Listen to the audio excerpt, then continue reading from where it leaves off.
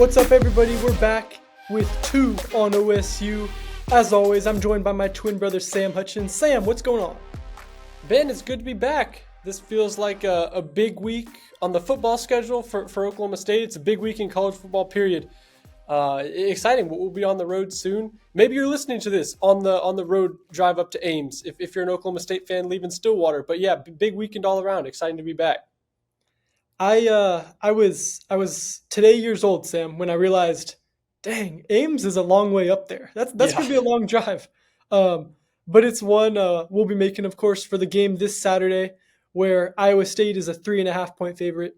Sam, I want to talk about Ames in that city, Jack Trice Stadium. You were there 2 years ago in a crazy back and forth game, and Ames is always a place where things get a little weird for the Cowboys. What did you see when you were there 2 years ago, and what kind of environment are the Cowboys going to walk into? Yeah, 2 years ago when I was became very familiar with the drive up to Ames and just how long it is. But yeah, that was a game. It was a huge turning point in Oklahoma State's season, and to set the stage a little bit, it's crazy if you think back. Hey, just 2 years ago at this time, Oklahoma State was number 8 in the country, 6-0, going to Ames, which undefeated seasons have died in the past for Oklahoma State at Ames. And yeah, I remember the play. It was a little tunnel screen on 4th and 2 to Brennan Presley from the 42-yard line. Oklahoma State was driving down 3 to tie the game late, and it was a controversial spot. Maybe it looked like Brennan Presley had gotten pulled over the first down line by some linemen. I think the call on the field was he was short, and it ultimately stood. But really one of those plays, they say it's not 50-50 because you have to go what the call on the field is. But when the call on the field looks about 75% wrong, then it kind of goes back to being 50-50. You do not know what the referee is going to say when they get out of instant replay. But that's where the Cowboys lost. The fourth down was not converted. Iowa State kneeled it out, and the Cowboys' 6-0 season became 6-1. So yeah, I'm expecting a similar environment. Iowa State was only 4-2 in that game. Obviously, the Cowboys are coming in with less steam. So's Iowa State. They're having a bit of a down year to start as well in Ames, but it'll be loud. It's a 3 p.m. game. The Cyclone fans, the tailgates will be amazing. It'll be a big atmosphere. It'll be a good atmosphere. That's, I think, the ironic thing heading into this matchup, Sam.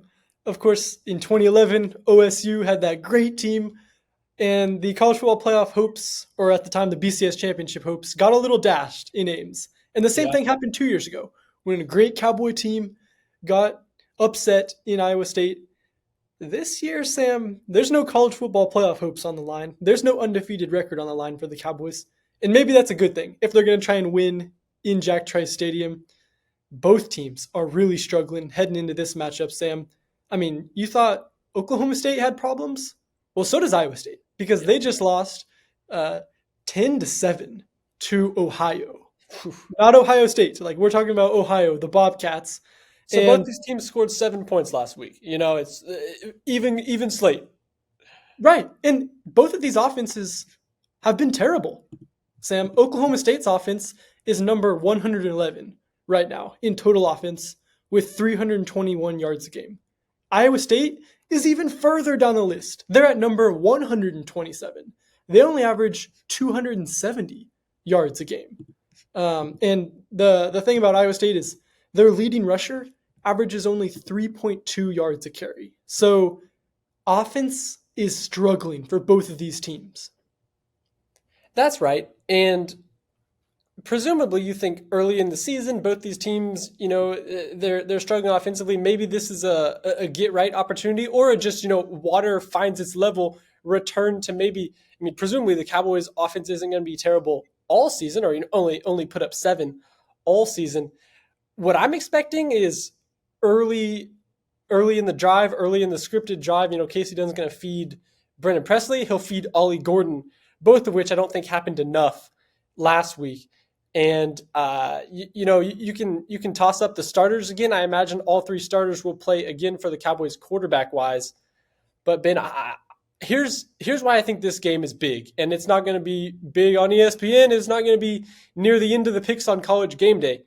But to me, this game feels big because one team is going to leave Jack Trice Stadium feeling, okay, whew, we're back.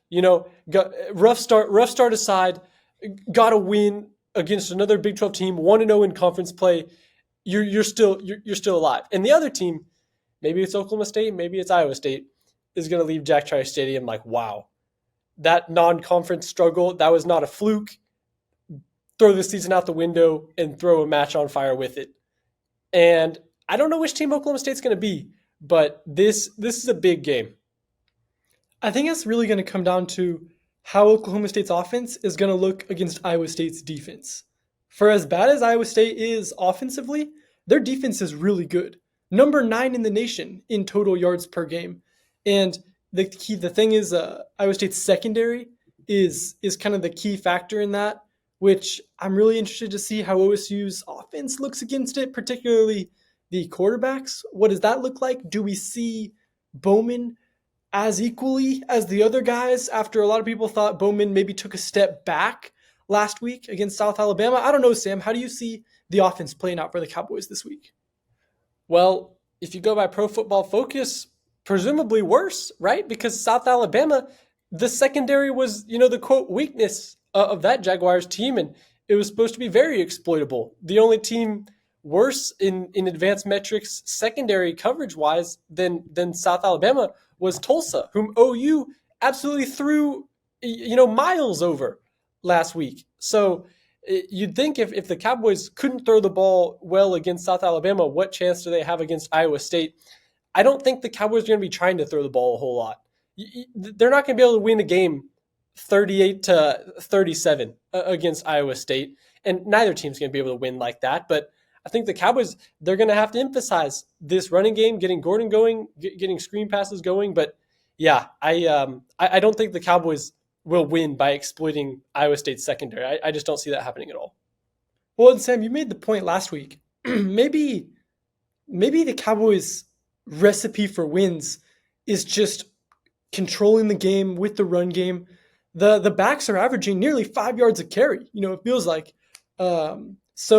So I don't think that OSU just has to stay ahead of the game, not get behind early. I mean, you talked about it last week. The Cowboys have kind of a very formulaic way, you think, to win some games in the Big 12 slate. Yeah, and I think the first quarter is huge for Oklahoma State to get a lead, which they were not able to the last couple of games. And if you get behind, I could see this going the same way as South Alabama, which would raise a lot of questions. And it would raise a long flight back from Ames for Oklahoma State. But we'll see. I just think that Oklahoma State needs to run the ball well to have any shot in this one. How do you think the running back by committee has looked? And I'm working on a story about this, Sam. Have any of the players, Elijah Collins, Jaden Nixon, or Ollie Gordon, jumped out to you? Yeah, I think running back by committee works. I have no problem with Gordon, with Gordon even taking a back seat at times to what Elijah Collins and Jaden Nixon are doing, because they do different things well. And you need multiple running backs, not only in a game. You don't need multiple running backs in a game, but throughout the course of a season, you're going to need multiple running backs. So if Oklahoma State wants to have 3 healthy guys or 3 guys that run well late in the year, they've got to start it now. So unlike a quarterback carousel, which teams don't do for a reason, reps are so important at that position. Running back by committee works just fine. So I have no problem with that. And I think it's working well for Oklahoma State. I'd say maybe that's the strength of the team a little bit, is what Gordon's getting you carry-wise, what Jaden Nixon's doing receiving passes out of the backfield. And Elijah Collins, Pro Football Focus says he's a great pass blocker. So Elijah Collins, he's no slouch in the other 2 categories, but he's the best at that, according to Pro Football Focus. So I have no problem with the running back by committee. I think that's working well. Yeah, PFF, according to PFF, OSU is the second best rushing team in the Big 12. And that doesn't, grade in yards a game and all that stuff. It's just looking at each play on its own, Sam. Yeah. And Oklahoma State is second in the Big 12, just behind UCF in terms of rushing. But the run blocking, which of course ties hand in hand to that, OSU falls all the way down to 11th. So think of what the Cowboy backs are doing, maybe in spite of some of the challenges they're facing with blocking up front. Sure. And this is not a new problem for Oklahoma State. It was all what we talked about last year. The Cowboys had a committee of backs going last year, and it was the same problem. The running backs have had to do more with less for a while now, and people have talked about where did the 40-point averaging go and the explosive offenses go. And to me, that starts a lot with the run game too. There's a huge difference between running the ball and getting a second and 9 versus second and 3. And that just opens up so much. So maybe it's kind of a circle and a cycle you could point to. The passing game hurts because there's not enough run game, and it's all a cycle. But that's as good of a point to start as any in diagnosing where did the Justice Hill offenses go of Oklahoma State, where they had no problem putting up 40 points in a game, and starts there just as easily as anywhere else. Yeah. So as we look at this game, Iowa State's a 3.5-point favorite. Sam, what are your thoughts on how this one shakes out? Well, I mean, if this game's in Stillwater, maybe I take Oklahoma State, but I just think two teams that are equally struggling. I lean Iowa State in this one. I've been to Jack Trice Stadium. I was really impressed with the atmosphere there and what the Cyclone fans do to impact the game in that place. But I don't know. It's just after South Alabama, it's hard to imagine that team going to a Big 12 road opponent and winning.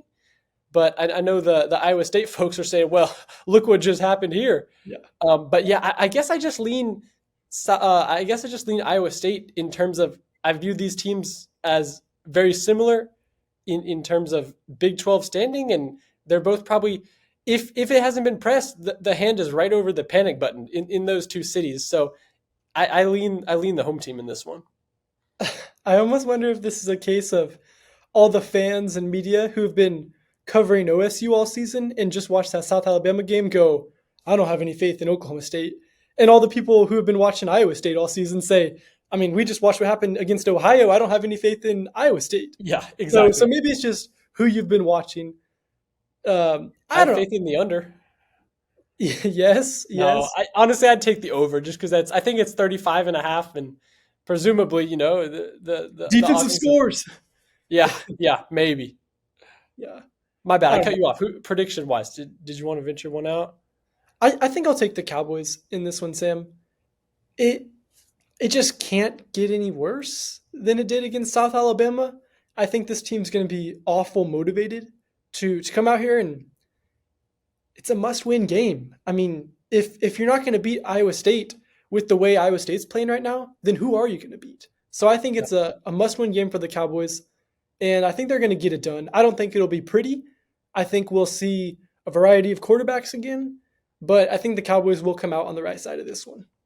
These are the games we talked about early in the year, preseason.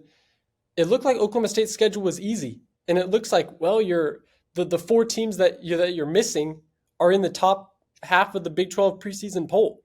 And this is one of those, quote, easy games that if you're going to be a team that keeps the OSU's bowl streak alive and finishes well, you have to beat Iowa State. You're exactly right.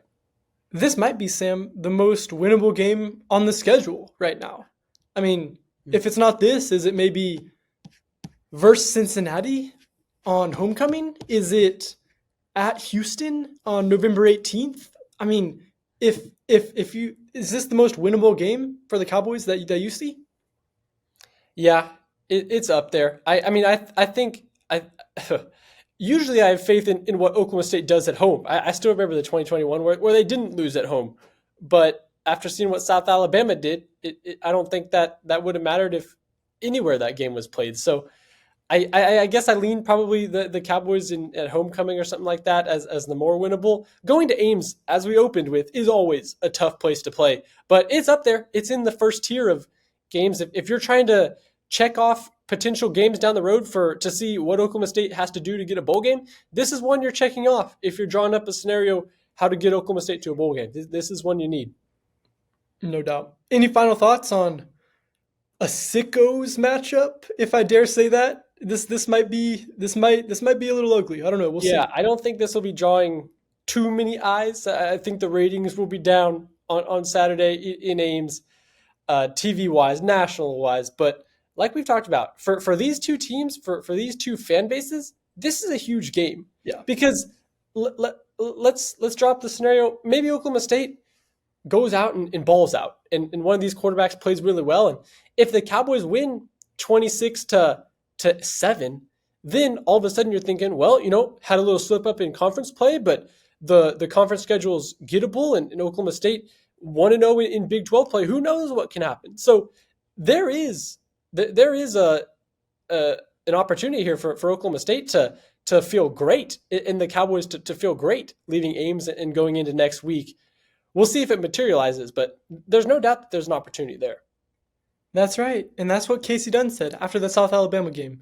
He said he got all of his guys together, told them the Big 12 championship game is still on the table.